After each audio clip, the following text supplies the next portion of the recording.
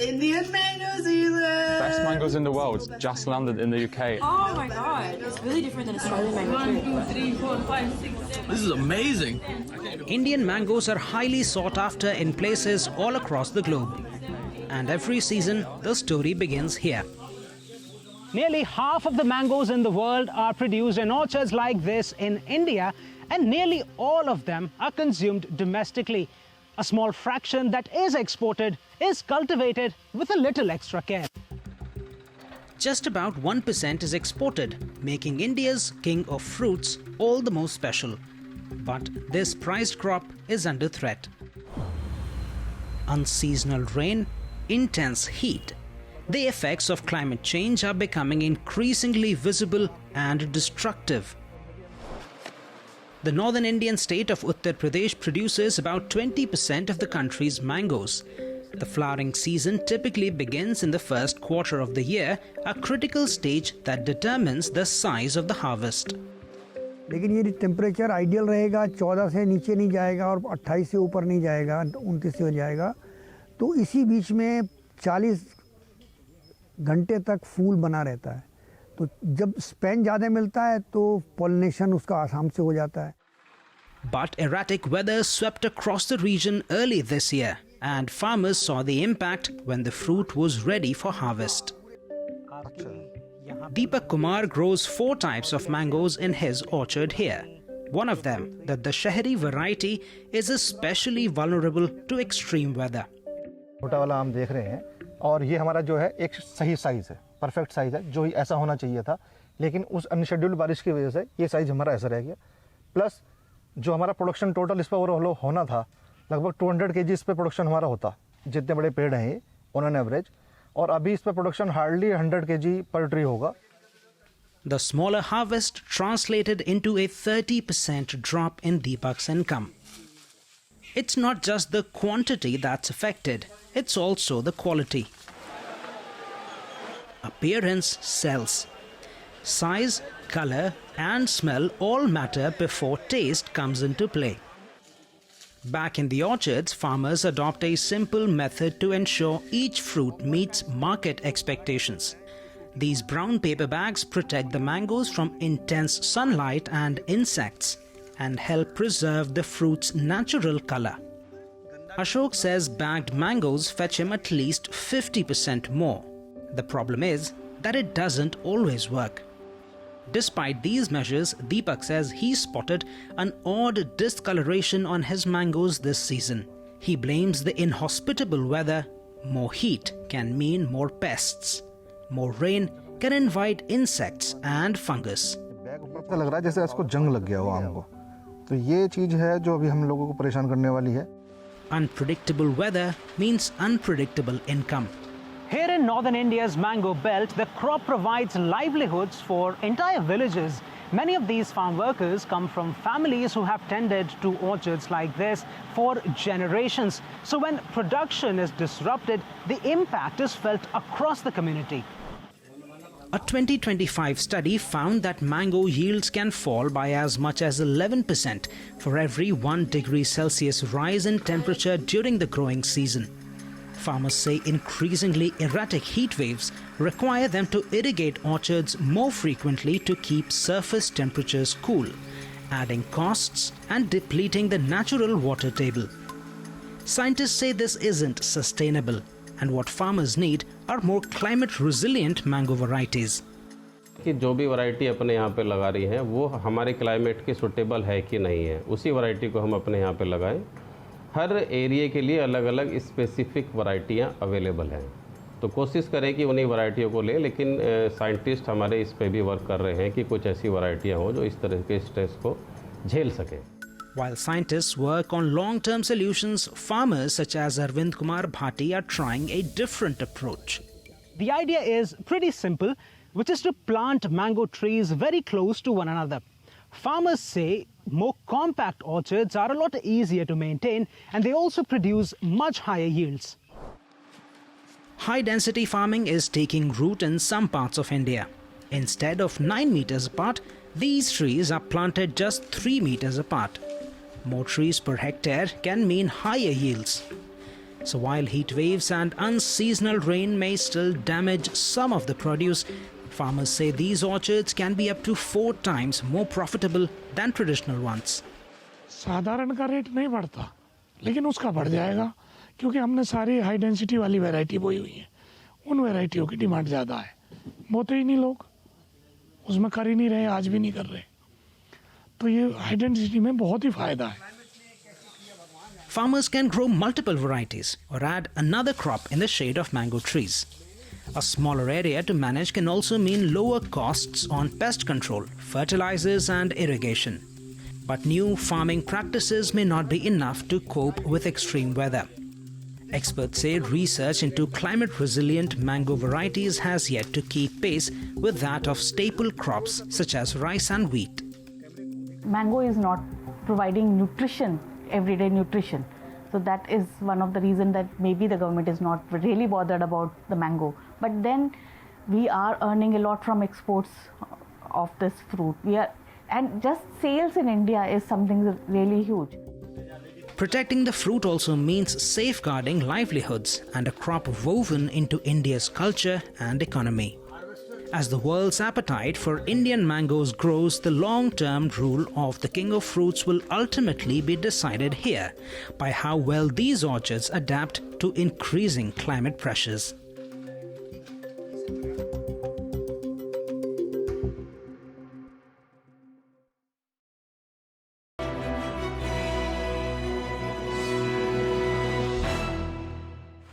Climate change is transforming the way food is grown around the world. Some people in Pakistan's northwestern province of Khyber Pakhtunkhwa are finding hope in an unlikely crop, olives. Olive farmer Salahuddin Khattak works the fields in Maranki Sharif, about 60 kilometers from Peshawar. He's been cultivating the savory fruit for nearly 25 years. And he has been expanding his harvest even as rising temperatures, prolonged droughts, and increasingly erratic weather have made farming more uncertain. Mr. Salahuddin decided to invest further as he saw neighboring farmers struggle with traditional crops. He secured support from the provincial government. The funding helped him plant imported olive varieties from Italy, Tunisia, and other Mediterranean countries. The types he chose are able to thrive in hot, dry conditions. They are very good for the atmosphere because they are most sinking carbon plants. That's why I think these plants are very beneficial for our country and also for climate change. Our area is also very big in Pakistan for olive cultivation, so it may be very helpful if we concentrate on this crop. For Mr. Salahuddin, olives offer more than just resilience against a changing climate. They have also become a profitable crop as farmers can produce olive oil and diversify their incomes. Pakistan imports around $4.5 billion worth of edible oil every year. Many hope expanding domestic olive cultivation could help reduce that dependence. These olive plants, most profitable plants in Pakistan, especially for Pakistan atmosphere and climate, because for small farmers, they can on small scale, if even have 100 and 200 plants, they can provide about 300-400 liters. So it makes a very good price. The impact of climate change is forcing farmers to rethink how and even what they grow. Authorities are encouraging farmers to adopt drip irrigation systems. This method delivers water directly to the roots of olive trees. The olive trees thrives really good in drip irrigation system as compared to flood irrigation. If we look into the olive, so by itself its requirement is less, and then you are switching to drip irrigation system, so definitely it will save a lot of water. Officials say promoting olive cultivation is central to Pakistan's climate adaptation efforts as the country seeks to safeguard its food security. In 2024, floods in Pakistan destroyed nearly 24,000 hectares of farmland and killed close to 2,000 livestock. A year later, disaster struck again, wiping out roughly 2.2 million hectares of cropland. Agricultural losses were more than $1 billion. In response, authorities have expanded public-private partnerships aimed at increasing olive cultivation across Khyber Pakhtunkhwa. One such site is Sangbati, where thousands of olive trees are grown, maintained, and monitored throughout the year. Olive farming in this region started in 2000. Back then, only about 22 acres was under cultivation. The rest of the land was used to grow crops such as cotton, maize, and wheat. Now all you see are olive trees, spread out over an area that is as big as nearly 130 football fields. Farmers say olives are a rare bright spot in stressed farmlands such as this one. Before olive trees are planted across the province, they are first nurtured at the Khyber Pakhtunkhwa Agriculture Institute. Inside climate-controlled greenhouses, young saplings are raised under carefully managed temperature, humidity, and irrigation before being transplanted into orchards. The institute is also grafting wild olive trees, transforming non-fruiting trees into productive varieties without the need for extensive replanting. We have two regions mostly affected by environmental disaster. The southern region is mostly facing the drought condition, prolonged drought condition and low rainfall, while the northern region receive huge amount of rains and floods that are very much replaceable, non-replaceable things in the coming future. Therefore, we have to shift the old and traditional approaches of agriculture towards new and innovative techniques like promotion of agriculture, production of olive cultivation in Khyber Pakhtunkhwa. The Pakistan Business Council says the country's land suitable for olive cultivation exceeds that of Spain, one of the world's largest olive oil producers. Officials believe that expanding olive cultivation could strengthen rural livelihoods, improve domestic edible oil production, and help farmers adapt to a changing climate. With temperatures often crossing 45 degrees Celsius here, the olive crop has been promoted as the perfect climate-resilient alternative. In southern Khyber Pakhtunkhwa, water scarcity is also a growing concern. And this crop is a good fit, farmers say, because it needs minimal water to survive these harsh conditions. But experts caution there is no single solution to making agriculture climate resilient. Challenge here is that we must not introduce monoculture, one specific kind of crop. We need to add diversity because our country is very diverse. There are deserts, there are mountains and forests and everything. So to ensure that balance in the diversity of the country, and also to ensure that every kind of aspect of agriculture is secured and every kind of farmer can practice it, whether he's growing potatoes, tomatoes or anything. For farmers such as Mr. Salahuddin, the transition is already underway. Adapting, though, will require more than a single resilient crop, given how quickly climate change is reshaping the agricultural landscape. Whether Pakistan can build a truly climate-resilient agriculture sector will depend on how quickly innovation, better water management, and climate-smart farming reach fields across this South Asian nation.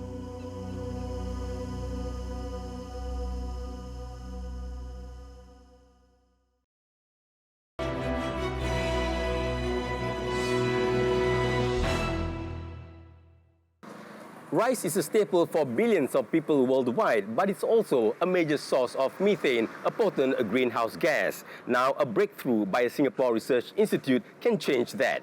A large-scale trial by Temasek Life Sciences Laboratory in Indonesia shows that emissions can be cut by up to 50%, and it's also helping farmers boost their yields. Rice fields stretching as far as the eye can see.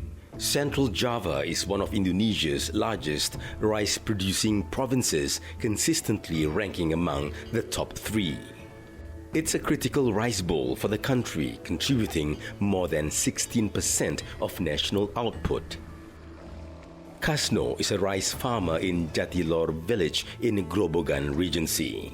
The 55-year-old is among 172 farmers here taking part in Temasek Life Sciences Laboratories Decarbonizing Rice Project.